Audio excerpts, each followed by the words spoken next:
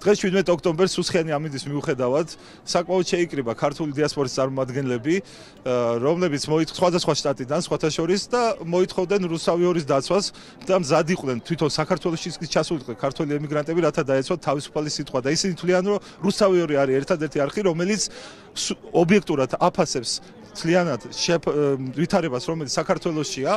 და აქციის მონაწილეები იმ დასკვნამდეც მივიდნენ და მოითხოვეს, რომ მოადამდელი არჩევნებიც კი ჩატარდეს. გაუსვეს ხაზი, რომ საქართველოს დღეს ყავს უნიათო, გამყიდველი მთავრობა, რომელიც ყველანაირად ცდილობს რუსული პოლიტიკა გაატაროს.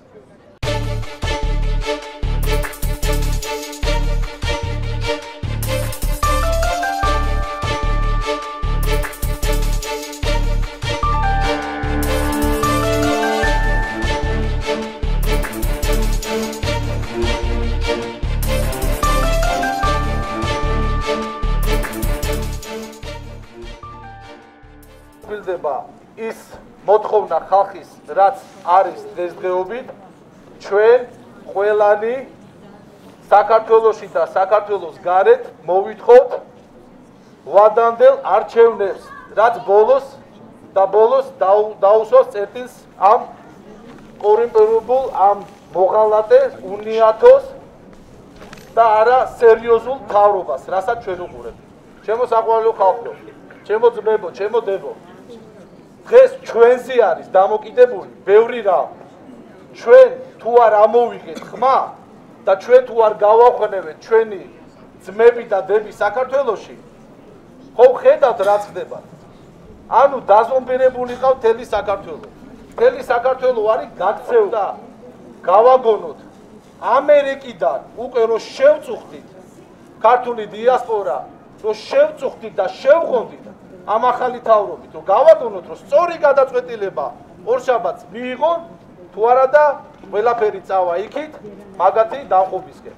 ნებისმიერ თქვენთაგანი ხედავთ გაჩერებულ ქვეყანას, გაჩერებულ მთავრობას, რომელსაც ძინავს, რომელიც არ სუნთქავს და შესაბამისად ერთადერთი ჩქეფარე ძარღვი, სიზარღვი, რომელზედაც ჩვენ შეგვიძლია თამამად ვთქვათ, ეს არის რუსთავი-2. რომ არა რუსთავი-2, არავის არ ეწოდინებოდა აი მძიმე პერიოდში, რა ხდებოდა თბილისის ცენტრალურ რაიონში, რომ არა რუსთავი-2 ეძინა საქართველოს პრეზიდენტს, ეძინა საქართველოს პარლამენტის თავმჯდომარეს და ეძინა მათ შორის მთავარ მოთამაშეს, რომელსაც თავი მონარქი გონია და კიდევ იმაზე მეტი და შესაბამისად, რომ არა რუსთავი-2-ის აქტიურობა რა რაოდენობის სვერფლი იქნებოდა აცშვილმა ალბათ არ ვიცი. ჩვენ მზად ვართ მობილიზაცია გამოვაცხადოთ ქართველმა ემიგრანტებმა მთელი მსოფლიოდან და მხარში დაუდგეთ რუსთავი-2-ს.